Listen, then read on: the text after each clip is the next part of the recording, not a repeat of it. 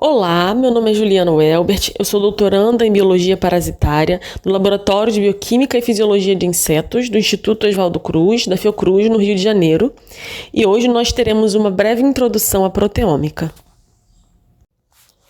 O físico Joshua Laber tem uma frase que diz que as proteínas fornecem os verbos da biologia.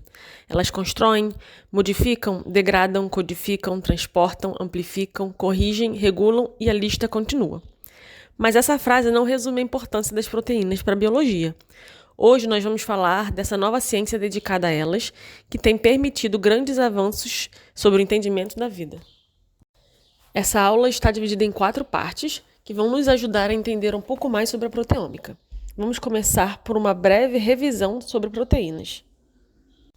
As proteínas são macromoléculas presentes em todas as formas de vida.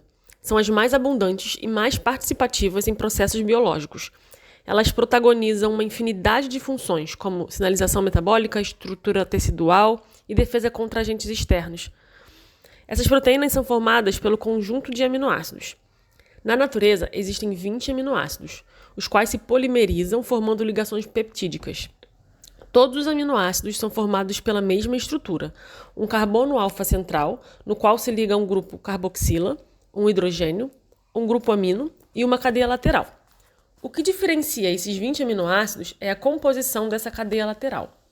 Para a formação das proteínas, o nitrogênio da amina de um aminoácido se liga covalentemente ao carbono da carboxila de outro aminoácido. A cadeia gerada dessas ligações peptídicas é a base para a formação das proteínas. A estrutura das proteínas é classificada em 4: primária, secundária, terciária e quaternária. A estrutura primária consiste da sequência de aminoácidos que se unem em ligação peptídica, formando um peptídeo. A secundária é a conformação que esse peptídeo adquire no espaço, como a alfa-hélice.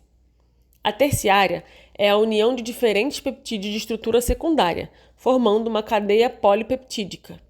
Já a quaternária é o conjunto de subunidades de cadeias peptídicas que formam proteínas maiores. Algumas proteínas podem sofrer transformações após a etapa de tradução, chamadas modificações pós-traducionais. Essas modificações permitem que proteínas recém-sintetizadas no maquinário nuclear sejam biologicamente ativadas para desempenharem sua função no metabolismo. Um exemplo de modificação pós-traducional é a glicosilação, onde um açúcar ou carboidrato é inserido na proteína ao se ligar a um resíduo de serina ou treonina. Agora que já relembramos algumas coisas sobre as proteínas, vamos entrar nos conceitos sobre a proteômica. A proteômica pode ser conceituada como estudo em larga escala do proteoma expresso por um organismo em determinados tempo e condição. Com a proteômica, é possível identificar proteínas de um determinado material ou comparar proteínas de diferentes fontes. Com ela, também podemos analisar a expressão, estrutura, função, modificações e interações entre proteínas. A proteômica não é feita de uma metodologia única, mas sim de um conjunto de técnicas de laboratório e técnicas de bioinformática para a manipulação dos dados. Dentre essas técnicas, uma se destaca como mais importante, a espectrometria de massas, sobre a qual falaremos mais adiante. A proteômica pode ser dividida em 2 tipos, qualitativa e quantitativa. Na proteômica qualitativa, as características de proteínas desconhecidas são identificadas. É nessa abordagem que as interações, a localização, a função e outros parâmetros são caracterizados. Logo, não é uma abordagem utilizada para proteomas já conhecidos. A qualitativa tem a vantagem de não exigir uma quantidade grande de proteínas para identificar. Ela é efetiva mesmo em amostras com menor abundância.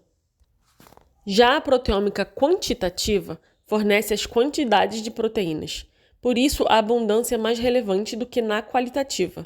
Pode ser quantitativa relativa, onde a quantidade de uma proteína é comparada entre 2 amostras diferentes, ou quantitativa absoluta, onde a quantidade de proteínas define o desfecho do estudo. Podemos aplicar um exemplo de proteômica quantitativa usada para avaliar a concentração de proteína plasmática em paciente com uma determinada doença.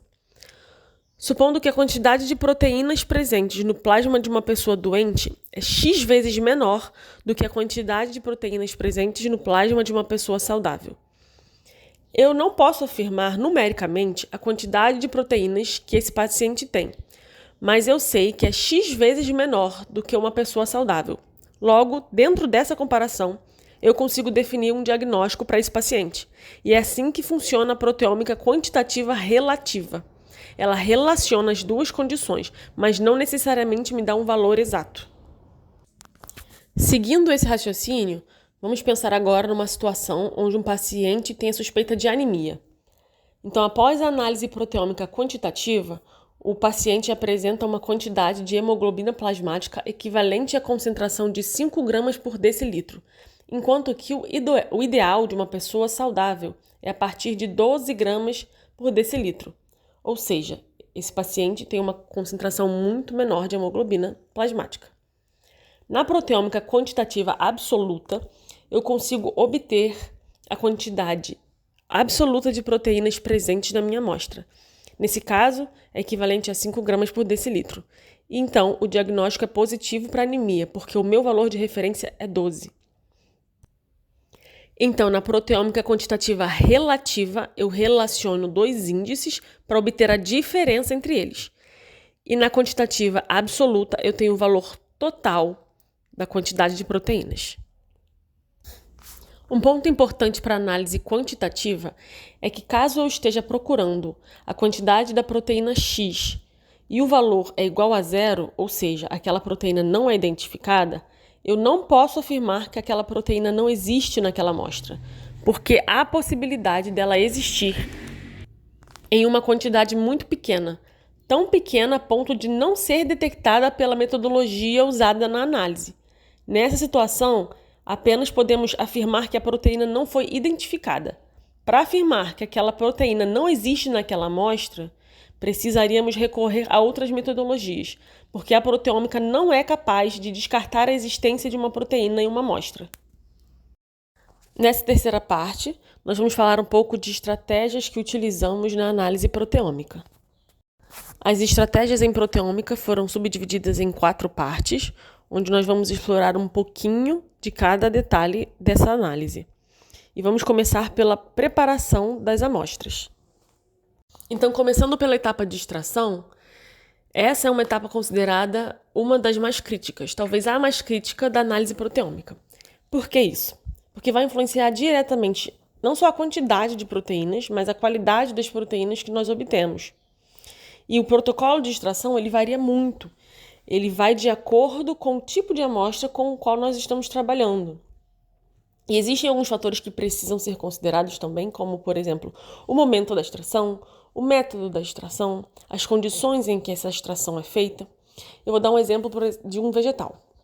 Supondo que estejamos fazendo a proteômica de uma determinada planta e no momento da nossa coleta, nós vamos coletar esse vegetal para extração, a primeira réplica seja coletada ao meio-dia e a outra réplica seja coletada às 10 da noite, por exemplo. Nós sabemos que existe uma produção diferenciada de metabólitos pelas plantas, dependendo do horário do dia. Então, esse momento é importante para a nossa extração. Nós precisamos fazer uma definição daquilo que nós precisamos pesquisar, procurar através da análise proteômica. Então, estabelecer o momento correto, o melhor momento para essa coleta e para essa extração. O método também pode influenciar o perfil de proteína que nós estamos investigando. Se nós fazemos, por exemplo, uma maceração, ou uma infusão, ou uma decocção para obter um extrato vegetal, nós teremos uma variação do perfil proteico obtido. Então, isso também é importante.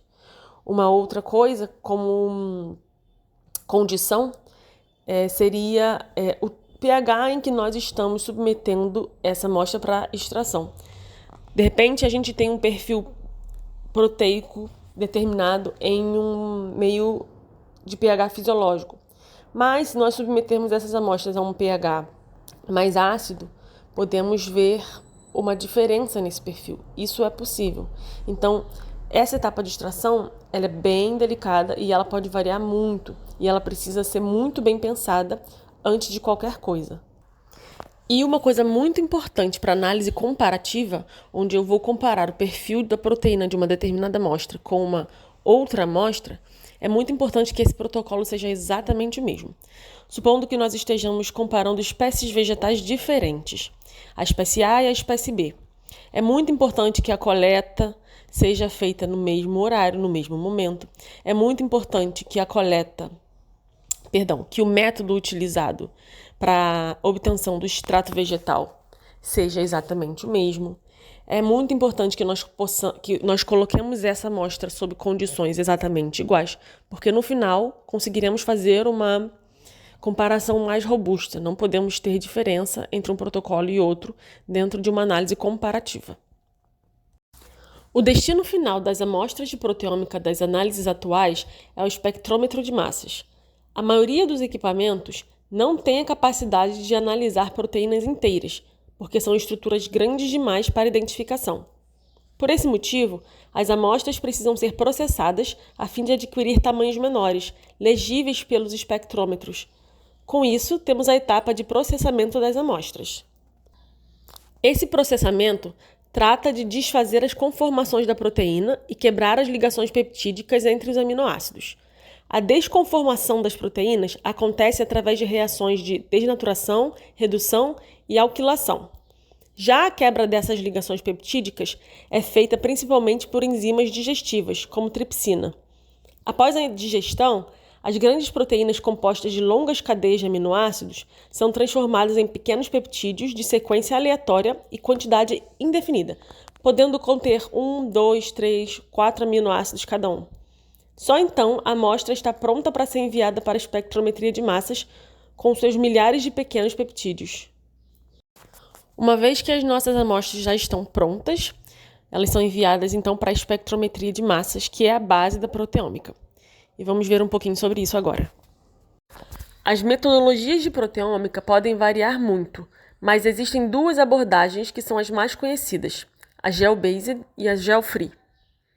A proteômica baseada em gel normalmente usa a técnica de eletroforese 2D para separar as proteínas em um gel. Os spots formados, ou bandas formadas com as proteínas de interesse, são cortados e digeridos ainda na malha do gel. Essa abordagem digere poucas proteínas separadamente, ao invés de digerir uma amostra inteira contendo uma infinidade de proteínas. É possível que se perca algumas proteínas e não seja possível aproveitar todas elas, mas as que são recuperadas são mais abundantes, estão em maior quantidade. Ainda assim, essa é uma metodologia pouco utilizada devido ao avanço em velocidade e facilidade da abordagem gel-free. Na metodologia gel-free, a separação das proteínas não é feita por gel, mas principalmente por cromatografia. A amostra é digerida inteiramente e depois enviada para análise em espectrometria de massas, acoplado à cromatografia. E a separação acontece por propriedades físico-químicas dos próprios peptídeos, de acordo com a especialidade do cromatógrafo. A grande vantagem dessa abordagem é a capacidade de processar uma enorme quantidade de proteínas ao mesmo tempo e captar até mesmo as proteínas menos abundantes da amostra. A espectrometria de massas é o coração da proteômica hoje. Com essa tecnologia, é possível fazer a identificação de estruturas químicas de diferentes naturezas, além da sua quantificação.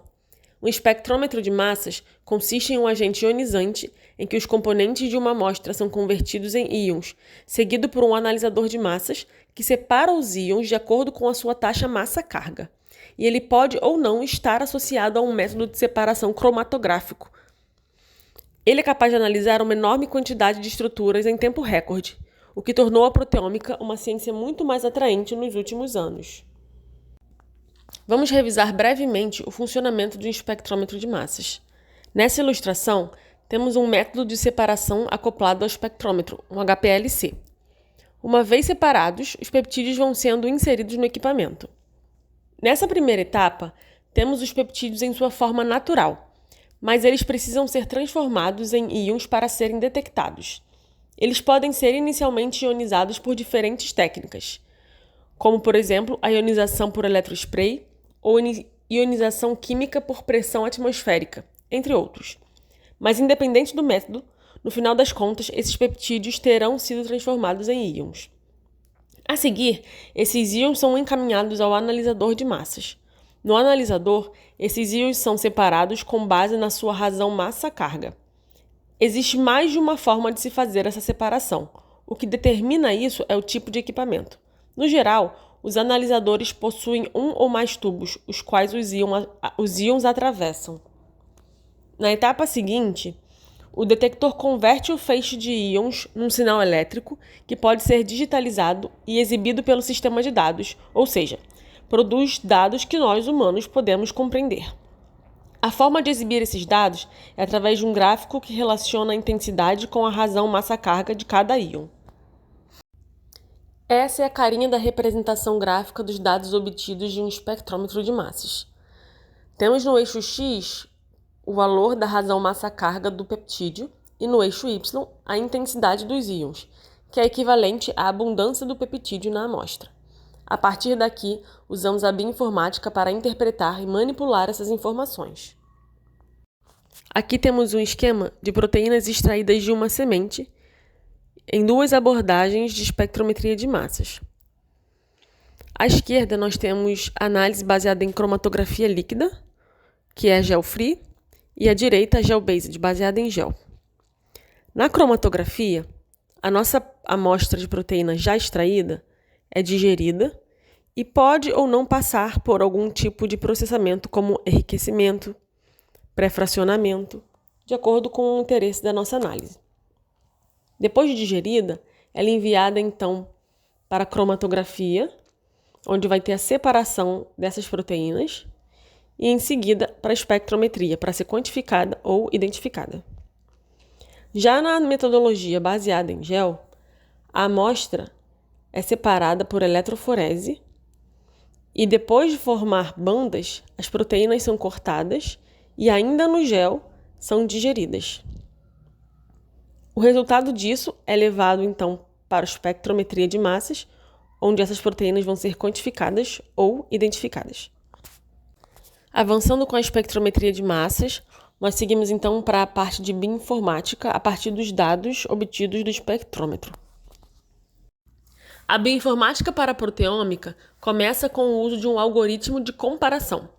Com ele, conseguimos comparar as sequências de aminoácidos geradas pela nossa amostra com as sequências de um banco de dados teórico. É nessa etapa que conseguimos associar a qual proteína determinado peptídeo pertence. Depois de determinar as proteínas presentes na amostra, tratamos os dados conforme a finalidade do nosso estudo. Podemos usar softwares para comparar duas ou mais condições analisadas, determinar a quantidade de proteínas de interesse na amostra, ou apenas identificar proteínas anteriormente desconhecidas. O escopo da proteômica termina aqui. Para aprofundar o conhecimento sobre essas proteínas, é necessário recorrer a outras ciências, especialistas no tema estudado, tendo em mente que sempre podemos contar com a bioinformática para isso. E para fechar as estratégias em proteômica, vamos falar um pouquinho sobre as metodologias utilizadas nesse tipo de análise. Top-down e bottom-up são duas formas de se fazer uma análise proteômica. A análise top-down é feita de cima para baixo. Não existe etapa de digestão. As moléculas de proteínas são inseridas inteiras nos espectrômetros de massa. Aqui existe menor variação experimental, uma vez que a digestão é excluída e não é necessário realizar muitas etapas de processamento da amostra. As modificações pós-traducionais tendem a ser preservadas e é possível obter a sequência inteira de uma proteína. Apenas a quantidade de proteínas identificadas é menor se comparada ao bottom-up. Já a análise bottom-up é feita de baixo para cima. As proteínas são digeridas, então primeiro os aminoácidos são formados e depois são reunidos por técnicas de bioinformática, para só então identificar e quantificar a proteína. É a abordagem mais utilizada atualmente porque separar proteínas inteiras é mais difícil que separar peptídeos menores por cromatografia. Além disso, nem todos os espectrômetros são capazes de ionizar grandes moléculas de proteína, mas conseguem ionizar peptídeos menores. Uma desvantagem é que pode haver perda tanto de peptídeos quanto de modificações pós-tradicionais. Dentro da metodologia bottom-up, uma amostra pode ou não ter um alvo específico e também pode ser marcada ou não marcada. Sobre a especificidade do alvo da metodologia bottom-up, a análise discovery ou shotgun é mais abrangente. Todas as proteínas da amostra são observadas. Aqui não existe uma hipótese específica. É uma análise de descoberta. A intenção é descobrir algo que possa ser interessante sem uma definição anterior. Na abordagem directed, já tem algo mais direcionado. A análise é feita em cima de um conjunto específico de proteínas. Existe uma hipótese sobre o grupo restrito, como, por exemplo, uma via de sinalização. E a targeted, que é uma análise de alvos muito bem definidos. Nesse caso, é necessário que haja uma hipótese específica. E essa hipótese pode ter sua origem em análises anteriores do tipo direcionada ou de descoberta. Também é necessário conhecer os peptídeos trabalhados nessa metodologia, e então a target não é muito útil para identificação de proteínas. Sobre as marcações, no método Label, marcadores são inseridos nas amostras para facilitar a quantificação. O equipamento não detecta a proteína, e sim o marcador ligado à proteína. A marcação da amostra pode ser feita em diferentes etapas do preparo das amostras, seja diretamente no organismo de onde a amostra será extraída, até após a etapa de digestão. Já no label free, nenhum marcador é inserido na amostra. A detecção é feita diretamente dos peptídeos. Fechamos aqui então as principais metodologias utilizadas em proteômica. E agora vamos ver como isso funciona na prática. Aqui veremos um dos protocolos utilizados para análise proteômica pelo nosso laboratório. Nosso protocolo é subdividido em 5 etapas e nós vamos começar pela extração. Nas nossas análises comparativas com os nossos insetos, nós costumamos seguir a extração por maceração em um tampão chamado DLA, que ele é bem específico para esse tipo de análise, e é um tampão com pH alcalino, entre 8 e 8,5. Mas o que eu quero mostrar é uma experiência que nós tivemos com esse pH, em que fizemos análises de larvas de Aedes aegypti em pH alcalino, no DLA, e quando fizemos um gel para ver a qualidade dessas proteínas, em SDS-PAGE, nós vemos que elas estavam muito degradadas, perdemos essas proteínas. Então, a ideia que tivemos foi alterar o pH desse DLA, do nosso tampão, para um pH mais ácido, e fizemos então o DLA num pH de 3. E para nossa alegria, nós vimos que essas proteínas não estavam degradadas nesse pH mais ácido. Acreditamos que isso tem a ver com a ação das proteases do próprio inseto. E enquanto que, numa outra análise com Lutzomyia longipalpis, o intestino foi macerado no DLA alcalino e nossas proteínas estavam intactas, não foram degradadas. Então, aqui nós percebemos a importância de adaptar a nossa extração, nosso método de extração, para cada amostra, de acordo com a sua natureza. Agora que as nossas proteínas já foram extraídas, seguimos para o controle de qualidade. No controle de qualidade, avaliamos quantidade, integridade e reprodutibilidade das réplicas. A quantificação nos permite saber se a concentração de proteínas presentes na amostra é suficiente para análise no espectrômetro. Atualmente, a plataforma que colabora com o nosso laboratório tem um equipamento de alta sensibilidade, o que nos permite fazer análises com apenas 1 micrograma de proteína. Através de eletroforese SDS-PAGE, verificamos se houve alguma degradação e se todas as replicatas apresentam o mesmo perfil de proteínas. Uma vez aprovada nesse controle de qualidade, a amostra é processada. Nessa etapa, as proteínas perdem sua conformação original e são digeridas, dando origem aos peptídeos que serão enviados ao massas. A primeira etapa do processamento é a desnaturação. As proteínas perdem a conformação nativa na reação com ureia, que quebra ligações de hidrogênio e diminui sua solubilidade. Contudo, é necessário realizar mais etapas, uma vez que a proteína sofre renaturação com a remoção da ureia. Em proteômica, esse é o único método de desnaturação aceitável para amostras de qualquer natureza. A etapa seguinte é a reação de redução. A ureia não é capaz de quebrar pontes de sulfeto entre resíduos de cisteína. Logo, é necessário uma reação com um agente redutor. Aqui, usamos o DTT. Depois, a amostra passa pela etapa de alquilação. Uma vez que as ligações de sulfeto são reversíveis, as proteínas precisam ser estabilizadas com a adição de um grupo alquil. O reagente iodoacetamida é responsável por impedir a renaturação por alquilação. Finalmente, chegamos à etapa de digestão, onde a estrutura primária das proteínas é desfeita para formar peptídeos. A digestão é feita por tripsina em pH 8, que cliva ligações peptídicas em resíduos de arginina e lisina. A reação é interrompida com a adição de ácido para inibir a atividade da enzima. Finalizando o processamento das amostras, vamos ver como funciona a espectrometria de massas. Para a separação das nossas proteínas, usamos a cromatografia de fase reversa, uma interação hidrofóbica onde os analitos são separados de acordo com a sua hidrofobicidade. Elementos de maior hidrofobicidade têm alta afinidade com a fase estacionária, enquanto que os mais hidrofílicos são carreados com a fase móvel e chegam primeiro no espectrômetro de massas. Logo, os mais hidrofóbicos são analisados por último, limitando a competição dos peptídeos à razão massa-carga. Uma vez que o cromatógrafo está acoplado ao espectrômetro, a amostra já sai de um equipamento para o outro num fluxo contínuo, sem necessidade de intervenções. Por isso, quanto maior a quantidade de proteínas presente na amostra, mais demorada tende a ser a identificação. A espectrometria de massas também é a técnica que se utiliza de 2 espectrômetros em sequência para identificar uma amostra. E é assim que analisamos nossas proteínas. Na etapa inicial, nossos peptídeos são ionizados por eletrospray, formando os íons precursores. Em seguida, o precursor passa pelo primeiro espectrômetro e nós utilizamos o Orbitrap, onde os íons sofrem rotação no campo magnético ao redor de um cilindro central.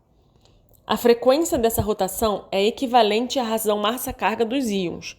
Assim, o primeiro detector de sinal é capaz de identificar a razão das amostras. Na sequência, na tecnologia Tandem, o mesmo processo de rotação é repetido no segundo espectrômetro. Contudo, entre o primeiro e o segundo espectrômetros há um colisor capaz de quebrar cada peptídeo em aminoácido através de gases que clivam ligações peptídicas, e assim são formados os íons produto. Logo, a diferença entre os espectrômetros 1 e 2 é que o primeiro detecta o íon precursor, formado de peptídeos. Já o segundo detecta o íon produto, formado de aminoácidos.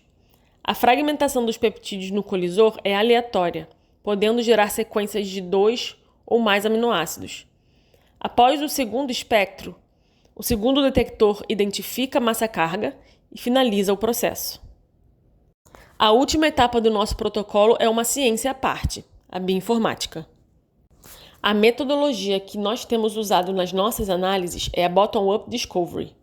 Nessa abordagem de descoberta, trabalhamos com uma quantidade grande de proteínas a serem estudadas. E para facilitar a análise proteômica, contamos com diversos recursos de bioinformática. Damos destaque ao UniProt, banco de dados que nos fornece informações de proteínas dos modelos biológicos com os quais trabalhamos no nosso laboratório. O MaxQuant é um algoritmo que nos permite comparar os dados teóricos com os dados amostrais obtidos em cada estudo. E o Pursue, um software que nos permite interpretar e manipular as informações de um modo mais claro, além de fornecer ferramentas estatísticas. Lembrando que existe uma infinidade de recursos de bioinformática disponíveis para a proteômica. Esses são apenas os mais relevantes para nós e não tratam de nenhuma especialidade para estudos de proteínas. Essa foi uma pequena amostra sobre o papel da bioinformática na proteômica. Concluímos aqui um dos protocolos utilizados no nosso laboratório, chegando ao final dessa apresentação. Essa aula foi uma pequena introdução sobre proteômica. Para cada tema abordado, é possível fazer um aprofundamento. Mas espero que você tenha aproveitado esse vídeo e que você continue explorando o incrível mundo das proteínas. Deixo meu agradecimento a você que assistiu até o final e a toda a equipe do Laboratório de Bioquímica e Fisiologia de Insetos. Até a próxima!